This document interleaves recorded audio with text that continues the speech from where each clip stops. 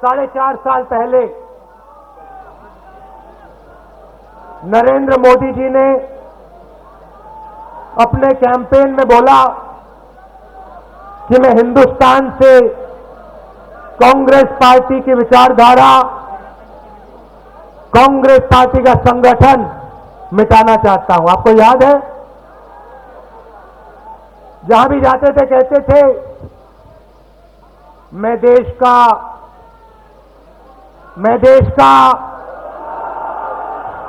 PM नहीं बनना चाहता हूं, मैं देश का चौकीदार बनना चाहता हूं। मुझे पीएम मत बनाइए, चौकीदार बनाइए। भैया वो क्या लिखा है वहां पे ठीक से दिख नहीं रहा है। चौकीदार। और 4.5 साल में यूथ कांग्रेस ने, एनएसयूआई ने, कांग्रेस पार्टी ने, महिला कांग्रेस ने, देश की जनता ने पूरे देश को समझा दिया है कि आज नरेंद्र मोदी जी देश के चौकीदार। मोदी जी ने और वायदे किए थे। एक वायदा किया था युवाओं से, 2 करोड़ युवाओं को हर साल, 5 साल में नहीं, हर साल 2 करोड़ युवाओं को 56 इंच की छाती वाला प्रधानमंत्री रोजगार देगा। आपको मैं यात्रा की बधाई देना चाहता हूं और आप करोड़ों युवाओं से मिले।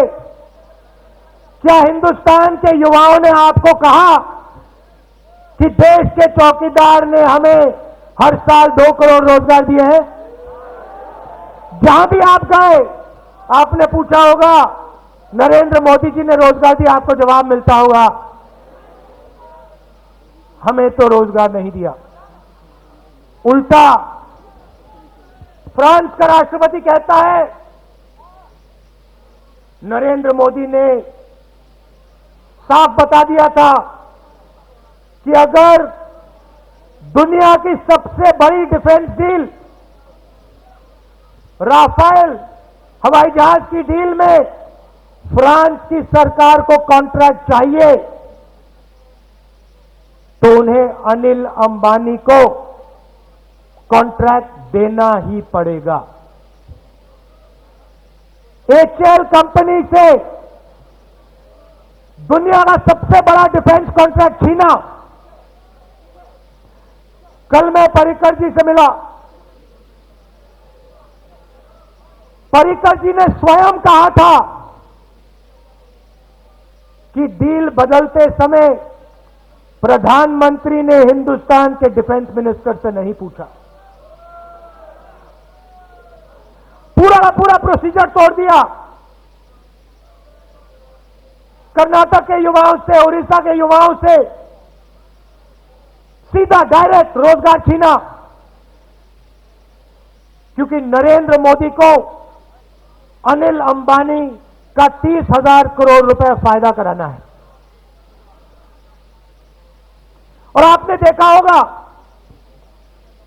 56 इंच की छाती वाले प्रधानमंत्री लोकसभा में 1.5 घंटे का भाषण देते हैं। राफेल पे हमने 3-4 सवाल पूछे, बड़े सवाल नहीं थे। आपने एचएएल को क्यों परे किया? आपने 30,000 करोड़ रुपए अनिल अंबानी को क्यों दिलवाए? आपने 45,000 करोड़ रुपए कर्जा लिए अनिल अंबानी को क्यों दिया? आपने प्रोसीजर फॉलो नहीं किया। और चौकीदार कभी यूं देखे, कभी इधर देखे, कभी उधर देखे, कभी यहां देखे।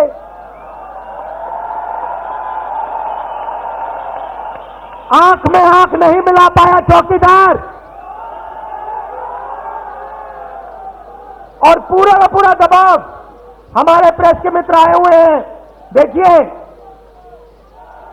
एक सेकंड, हमारे प्रेस के मित्र आए हुए हैं और हम समझते हैं हम समझते हैं कि आपके ऊपर दबाव है।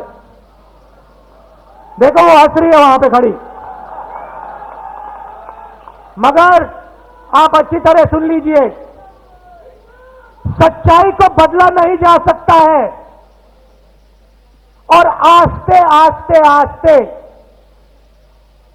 राफेल की सच्चाई हिंदुस्तान की जनता के सामने आ रही है।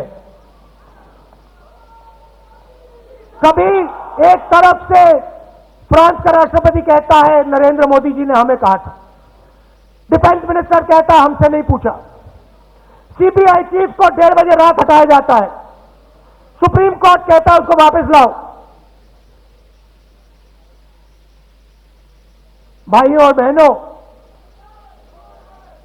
सुप्रीम कोर्ट के निर्णय के 1-2 घंटे बाद मुझे खारगे जी का फोन आता है, कहते राहुल जी 1 घंटे के अंदर सीबीआई वाली कमेटी बुला दी है। आज शाम एकदम नरेंद्र मोदी जी चाहते हैं कि चर्चा हो और सीबीआई के डायरेक्टर को हटा दिया जाए। मतलब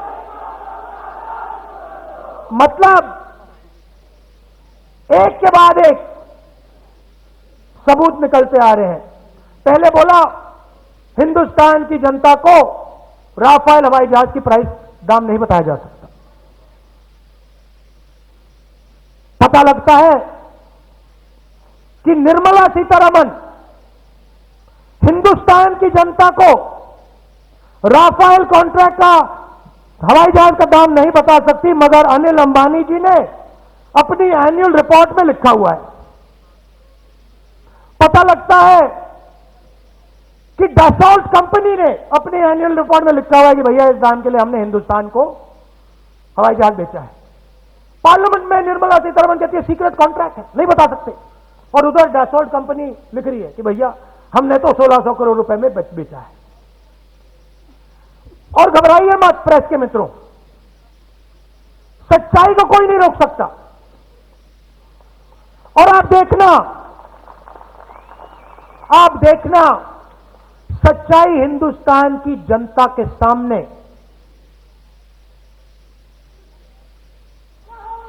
क्लियर नहीं सुनो, क्लियर कट राफेल हवाई जहाज की सच्चाई क्लियर कट, दूध का दूध पानी का पानी, साफ सबको दिखाई दे जाएगा, पता लग जाएगा।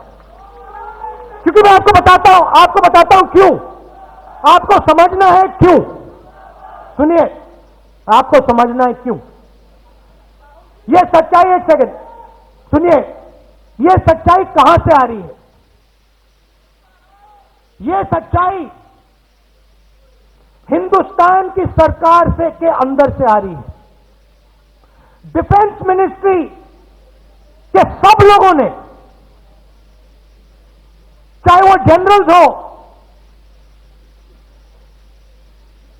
चाहे वो नेगोशिएटर्स हो, चाहे वो डिफेंस मिनिस्टर हो, पूरे सरकार का ढांचा जो है उसको नरेंद्र मोदी जी ने बाईपास किया है।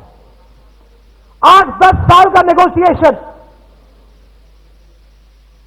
हिंदुस्तान की वायुसेना ने लंबा डिटेल नेगोशिएशन किया, आस्ते आस्ते उस जहाज का दाम नीचे गिराया, 526 करोड़ तक ले आए, और पूरे के पूरे नेगोशिएशन की धज्जियां उड़ा दी नरेंद्र मोदी ने।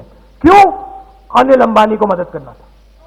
और अब क्या हो रहा है? नहीं, सुनिए, अब वो जो सच्चाई है उसको नरेंद्र मोदी छुपाने की कोशिश कर रहे हैं। एक तरफ पर्रिकर जी कहते हैं, कैबिनेट मीटिंग में कहते हैं, मेरे पास राफेल हवाई जहाज की फाइल पड़ी हुई है, मुझे गोवा से कोई नहीं हटा सकता। कैबिनेट मीटिंग में उनका मंत्री जर्नलिस्ट से टेलीफोन पर बात करता है, आपने टेप सुनी, पूरे हिंदुस्तान ने टेप सुनी। नरेंद्र मोदी जी उसको, पर्रिकर जी को खुश करने की कोशिश करते हैं। दूसरी साइड सीबीआई से उठता है कि भैया मैं तो इंक्वायरी करूंगा। नरेंद्र मोदी जी उधर देखते हैं, अमित शाह जी से कहते हैं भैया इसको चुप करो, 1:30 बजे रात निकालो इसको। दूसरी तरफ से एयरफोर्स के अंदर से आवाज आ रही है कि हमारे सब के सब लोगों को बायपास किया। उधर ब्यूरोक्रेट कह रहे हैं नरेंद्र मोदी ने अनिल अंबानी को दिया, हिंदुस्तान से 30,000 करोड़ रुपए चोरी की। मतलब अंदर से आवाज आ रही है और इस आवाज को कोई शांत नहीं कर सकता है। नरेंद्र मोदी जी, मैं समझता हूं कि रात को आपको नींद नहीं आ रही है। मैं जानता हूं कि जब आप सोते हैं रात को, आपको अनिल अंबानी की फोटो दिखाई देती है। मैं जानता हूं जब आप सोते हैं आपको राफेल हवाई जहाज की फोटो दिखाई दे रही है। मैं जानता हूं जब आप सोते हैं आपको हिंदुस्तान के वायुसेना की शहीदों की फोटो दिखाई दे रही है। वो फोटो कांग्रेस पार्टी के युवाओं ने आपको दिखाई है और वो सपना उतरने वाला नहीं है, कहीं नहीं जाने वाला है। पूरा हिंदुस्तान जानता है कि आपने हिंदुस्तान की वायुसेना को बेचा है।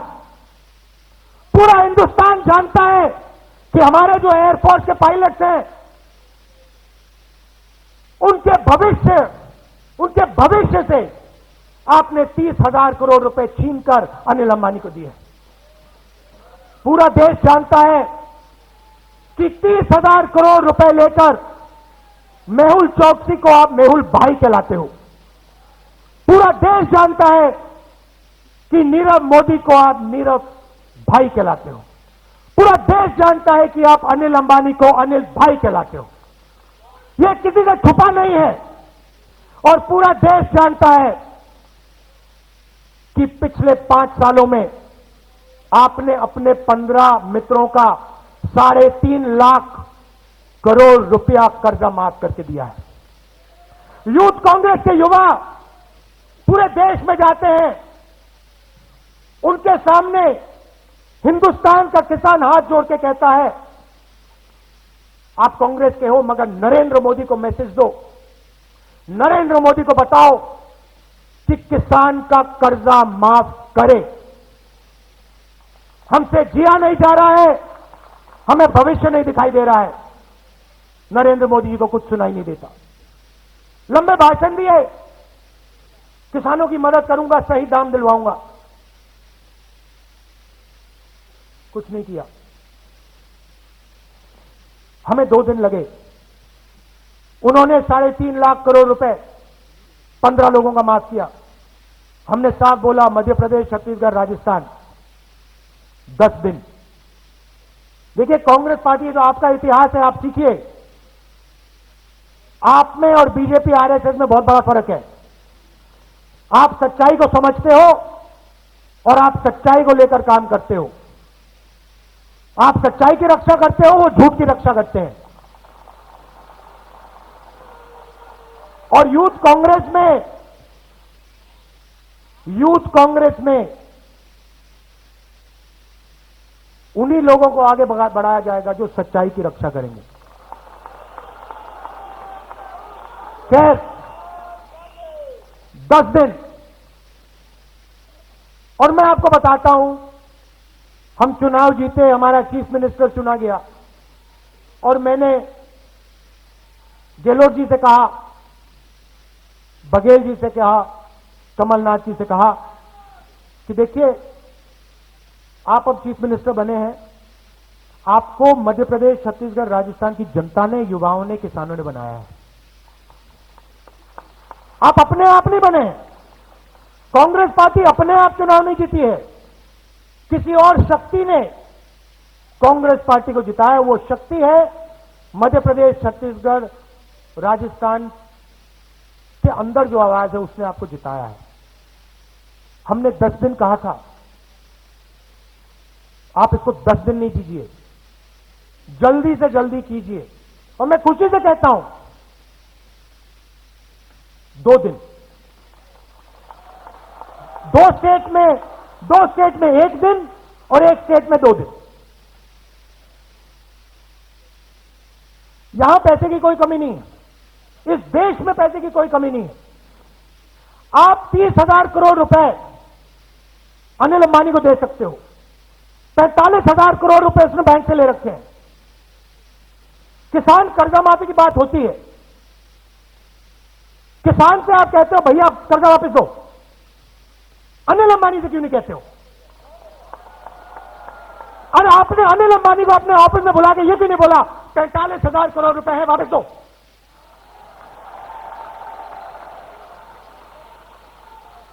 हम सिर्फ न्याय मांग रहे हैं। और हमारे प्रेस के मित्र कहते हैं किसान की आदत बिगड़ जाएगी, किसान का कर्जा माफ किया तो आदत बिगड़ जाएगी। अच्छा भाई, तो अनिल अंबानी की आदत नहीं बिगड़ी क्या? मालिया की आदत नहीं बिगड़ी क्या? मेहुल चौकसी, नीरव मोदी की आदत नहीं बिगड़ी क्या? तो अगर आप उनकी आदत बिगाड़ रहे हो तो फिर हम इनकी आदत बिगाड़ेंगे। और अगर आप चाहते हो कि इनकी आदत ना बिगड़े तो फिर उनकी आदत मत बिगाड़ो, क्योंकि हम दो हिंदुस्तान नहीं चाहते हैं। हमें एक हिंदुस्तान चाहिए, हमें एक हिंदुस्तान चाहिए। न्याय सबको मिलना चाहिए। अगर उनका कर्जा माफ होगा तो इनका होगा, अगर इनका नहीं होगा तो उनका नहीं होगा। सही बोला? 5 साल देखिए, नरेंद्र मोदी कभी कभी पैनिक में चले जाते हैं। आपने देखा होगा, कभी कभी उनको डर लगता है, पैनिक में चले जाते हैं।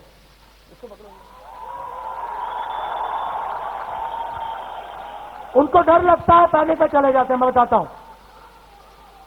12 बजे 8 बजे रात को, अच्छा ये सुबह नहीं होता, शाम को होता है, 8 बजे रात को पैनिक हुआ। भाई और बहनों, मैंने सोचा है कि 500 रुपए वाला नोट, 1000 रुपए वाला नोट अच्छा नहीं लगा, रद्द कर रहा हूं। भाई और बहनों, काले धन के खिलाफ लड़ाई है, तुम सब लाइन में खड़े हो जाओ। उससे पहले बोला था हिंदुस्तान को साफ करना है, तुम सब झाड़ू पकड़ के चलो शुरू करो। ये मुझे बताओ, ये अनिल अंबानी को झाड़ू क्यों नहीं पकड़ाते हैं? ये अदानी को झाड़ू क्यों नहीं पकड़ाते हैं? ये बड़े बड़े बिजनेसमैन को झाड़ू क्यों नहीं पकड़ाते हैं? ये सब किसान को, मजदूर को, युवाओं को झाड़ू क्यों पकड़ाते हैं? झाड़ू उनको पकड़ाते हो, सही बात है ना? सबको खड़ा कर दिया। छोटे दुकानदारों से कहते भैया देखो 21वीं सदी है, अमेज़न का जमाना है, फेसबुक का जमाना है, तुम्हें भूखा मरना पड़ेगा। स्मॉल मीडियम बिजनेस जो रीढ़ की हड्डी है, और मैं आपको यहां से कह रहा हूं, अंत में, और अच्छी तरह सुनिए, अंत में जब ये देश रोजगार के मामले में चाइना से मुकाबला करेगा और चाइना से आगे जाएगा, तो हमारे स्मॉल एंड मीडियम बिजनेसेस के बल पे वो काम होगा। उनको आपने गब्बर सिंह टैक्स लेकर मार दिया। 5 अलग अलग टैक्स दोगे, एक टैक्स ना, एक टैक्स तो सिर्फ अनिल जी देंगे, बाकी सब 5 टैक्स देंगे। गब्बर सिंह टैक्स, जो थोड़ा सा पैसा बनता था वो भी छीन के ले लिया, नीरव मोदी को ले दिया। रोजगार की धज्जियां उड़ा दी, धज्जियां उड़ा दी, खत्म कर दिया। कहते हैं अच्छा ठीक है, हाईटेक की दुनिया है, फ्राइंग पैन में पकौड़े बनाओ। फ्राइंग पैन भी हाईटेक होता है। अच्छा कहीं जाएंगे, कहेंगे बड़ी शानदार चीज देखी मैंने, वहां पे एक ढाबा था, वहां पे नाला था, उसके ऊपर उसने एक बर्तन, स्टील का बर्तन लगाया, उसमें पाइप डाला, गैस निकली, चूल्हा जलाया। वाह! मोदी जी आप एक काम कीजिए, आप बहुत बोलते हैं, आप अपने सामने एक वो मेटल का लगाओ, उसमें पाइप लगाओ, देखते हैं गैस निकलती है नहीं। मतलब इतनी गैस मारते हैं, जहां जाते हैं 2 करोड़ युवाओं को रोजगार, किसानों को सही दाम, और हिंदुस्तान को इन्होंने पिछले 5 साल में सिर्फ बांटने का काम किया है। नॉर्थ ईस्ट को जला दिया, जम्मू कश्मीर में आग लगा दी, हरियाणा में लड़ाई करा दी, महाराष्ट्र में लड़ाई करा दी, तमिलनाडु में मतलब आग लगा दी, केरल में जाके आग लगा रहे हैं और सोचते हैं कि हिंदुस्तान को बांटने से, तोड़ने से हिंदुस्तान की प्रगति होगी। एक ही पार्टी, एक ही विचारधारा इस देश को जोड़ने का काम करती है, वो है Congress party, youth Congress, NSUI, आप लोग। और मैं समझता हूं, देखिए, मैं समझता हूं कि पिछले 4 सालों में आपके साथ बहुत अच्छा हुआ है, बहुत अच्छा हुआ है, मेरे साथ भी अच्छा हुआ है, कांग्रेस पार्टी के साथ भी अच्छा हुआ है, आपके साथ भी अच्छा हुआ है कि 2014 में आप सबको, हम सबको सबक सिखाया कि देखो तुम लोगों में घमंड आ गया है, तुम लोगों में एरोगेंस आ गई है, अब तुम इस घमंड को मिटाओ, तुम ह्यूमिलिटी लाओ, जनता से जुड़ो और फिर हम आपसे बात करेंगे। और आपने ये किया, हम सब ने ये किया, हमारे सीनियर नेताओं ने किया और माहौल बदल गया। आप देख सकते हैं, मोदी जी कहते थे कांग्रेस मुक्त भारत, इधर देखते हैं कांग्रेस, इधर देखते हैं कांग्रेस, इधर देखते हैं कांग्रेस, इधर देखते हैं कांग्रेस। मैं बताता हूं भैया, लोकसभा में उनके 2-3 एमपी मिले, कहते हैं भैया हम तो आपके साथ आना चाहते हैं। मतलब उल्टा बीजेपी के अंदर कांग्रेस। तो ये आपका जो संगठन है, इसकी शक्ति है। अब ये संगठन हर 10 साल देश को विजन देता है। आरएसएस, बीजेपी आज से नहीं, इनकी जो सोच है हजारों साल से देश को विजन नहीं दे पाई। और हर 10-15 साल कांग्रेस पार्टी की सोच, जो कोई किसी एक संगठन की सोच नहीं है, जो इस देश की सोच है, उसमें सब धर्म के लोग शामिल, सब जात के लोग शामिल, सब प्रदेश के लोग शामिल, महिला पुरुष, सबके सब, वो एक आवाज चालू होती है। पहले आस्ते से चालू होती है, फिर आस्ते आस्ते आस्ते आस्ते वो बढ़ती जाती है और फिर वो आवाज देश को विजन देती है और देश से कहती है अब टाइम जाया हो गया काफी, हमने शाइनिंग इंडिया सुन लिया, अब हमने मन बना लिया कि इनको परे करना है। अब हम कांग्रेस पार्टी से चाहते हैं कि कांग्रेस पार्टी हमें मिलकर एक विजन दे, एक रास्ता दिखाए। वो समय आ गया है और उस विजन का, उस रास्ते का हमने एक कदम, उसमें 2-3-4 और कदम है, मगर हमने एक कदम पर निर्णय ले लिया है। सफेद क्रांति दी थी, गुजरात से शुरू हुई, पूरे देश में फैली। हिंदुस्तान दूध का सबसे बड़ा प्रोड्यूसर बना, करोड़ों महिलाओं को मतलब फायदा हुआ, अलग अलग बिजनेस बने। एग्रीकल्चर का सिस्टम धसा हुआ था, ग्रीन रेवोल्यूशन की आवाज उठी, पूरा देश एक हुआ, ग्रीन रेवोल्यूशन हुआ, देश बदला। उसके बाद बैंक नेशनलाइजेशन, उसके बाद लिबरलाइजेशन, मनमोहन सिंह जी ने जो किया पहला कदम 91 में, उसके बाद राइट्स बेस्ड पैराडाइम, मनरेगा से minimum wage, right to education, right to information, right to food, एक पूरा प्लेटफॉर्म दिया, इकोनॉमी को 9% पे ले गए। अब एक नई विजन की जरूरत आ गई, समय आ गया। अब बीजेपी क्या कर रही है? बीजेपी वो घोटाला चोरी तो कर रहे हैं, मगर बीजेपी जो कांग्रेस पार्टी का जो ढांचा था, जो हमने 2004 से 2014 तक चलाया, और मैं यहां से कह सकता हूं, जो 2014 में नहीं चला, जो जनता ने कहा भैया ये नहीं चलेगा, अब उसी को नरेंद्र मोदी जी फिर चलाने की कोशिश कर रहे हैं। ओरिजिनल आइडिया नहीं है, भाषण देंगे मनरेगा बारे में, फिर कहेंगे चलो भैया मनरेगा चलाओ। तो अब एक नए सोच की जरूरत है। तो हमारा पहला कदम, और ये ऐतिहासिक कदम है, ये छोटा कदम नहीं है, ये ग्रीन रेवोल्यूशन जैसा कदम है, व्हाइट रेवोल्यूशन जैसा कदम है। हमने निर्णय ले लिया है, राइट टू मिनिमम इनकम। क्या मतलब? आप बोलोगे राइट टू मिनिमम इनकम क्या मतलब? मतलब जो भी हिंदुस्तान के गरीब लोग हैं, हिंदुस्तान की सरकार जो 2019 में कांग्रेस पार्टी की सरकार बनने जा रही है, वो गारंटी करके, जैसे मनरेगा दिया था, गारंटी करके हिंदुस्तान के गरीबों को उनके बैंक अकाउंट में डायरेक्ट, बिना किसी दलाल के through direct transfer minimum income देगी। ये पहली बार हुआ है। ये आप ऐसे देश में, हिंदुस्तान की साइज वाले देश में ये पहली बार हुआ है।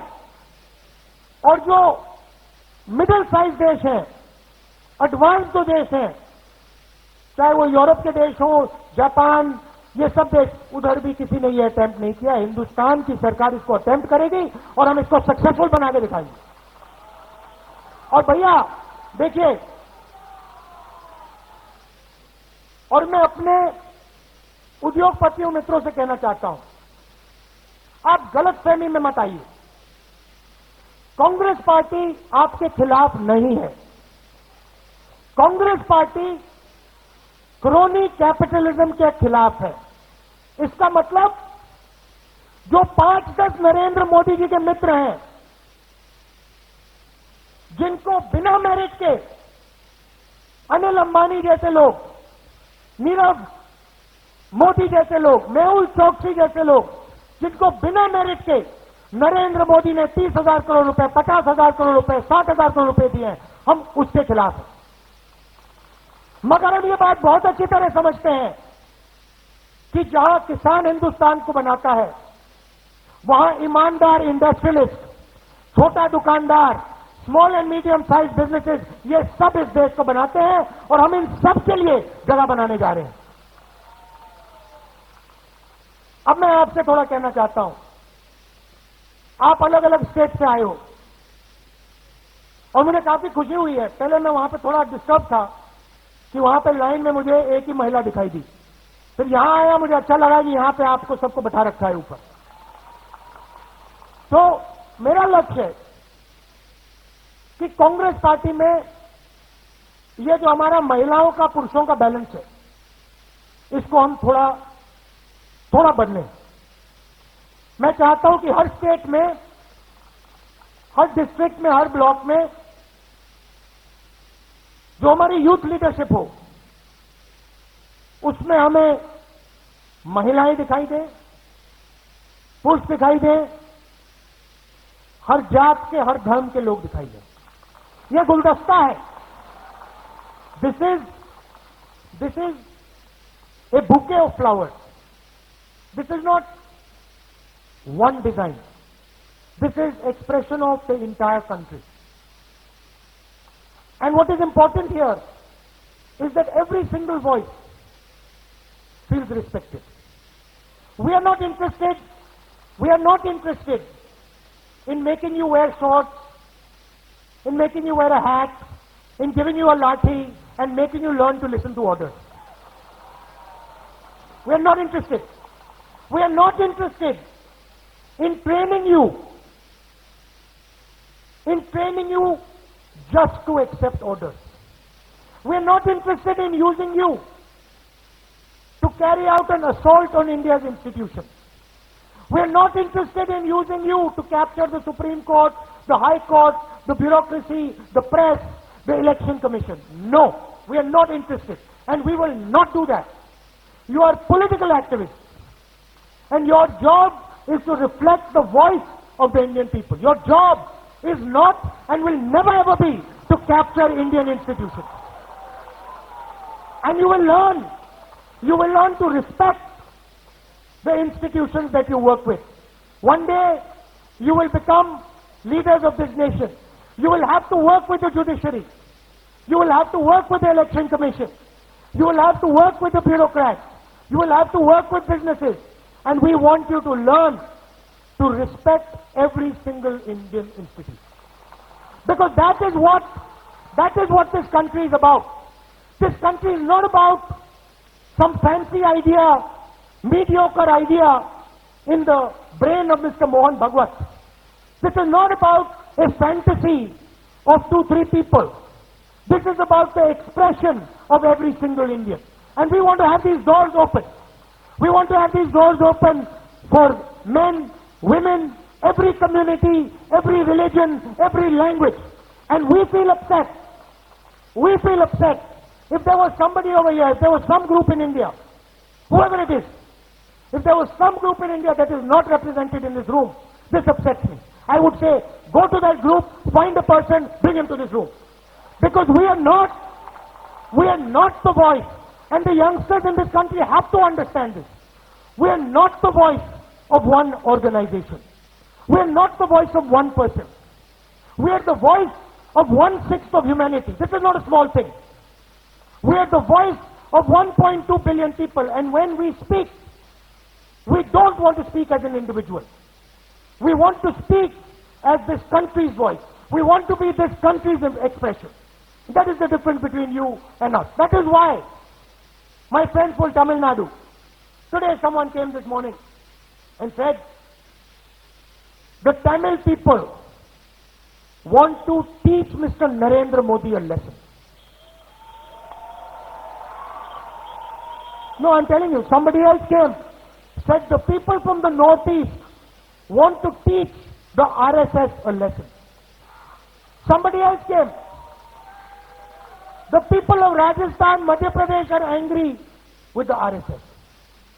Because the RSS is confused.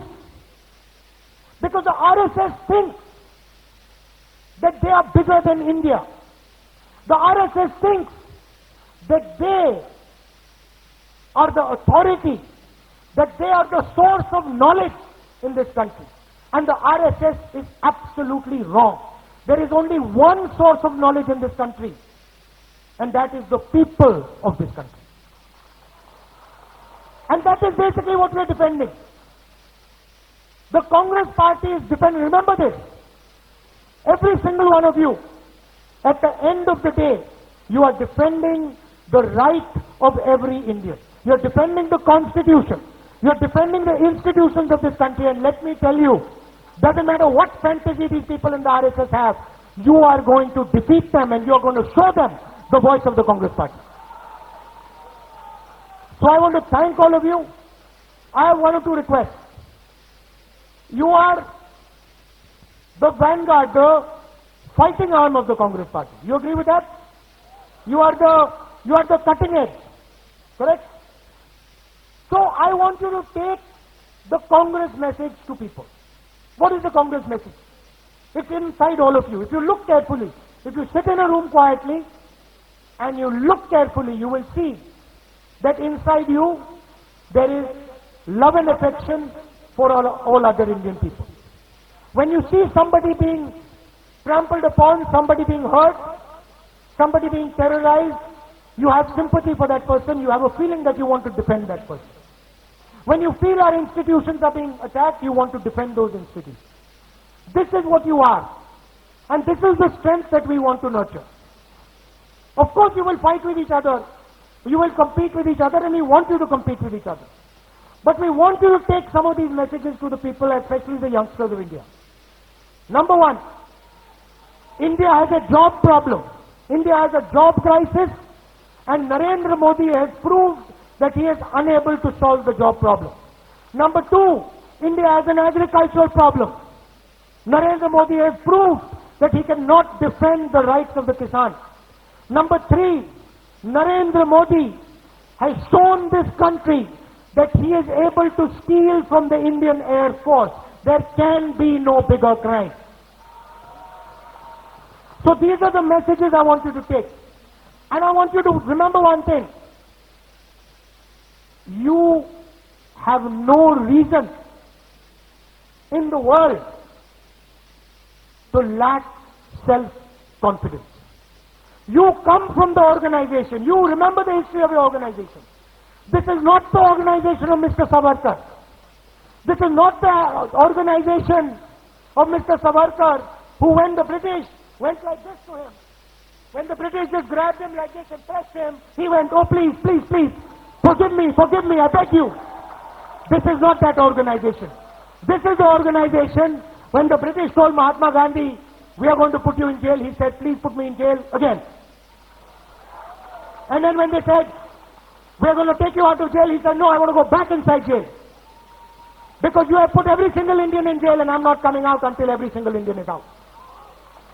So you come from that organization. And believe me, nobody can stop you. And I want to leave you with one last message. The Congress party is not going to play on the back foot anymore. We are going to play on the front foot. And we are not going to be defensive because we have no reason to be defensive. And when we play on the front foot, Mr. Narendra Modi is going to face the strength of the Indian people. I'd like to thank you all for coming here. All the best wishes, and I look forward to as many of you participating in politics in the future. Thank you.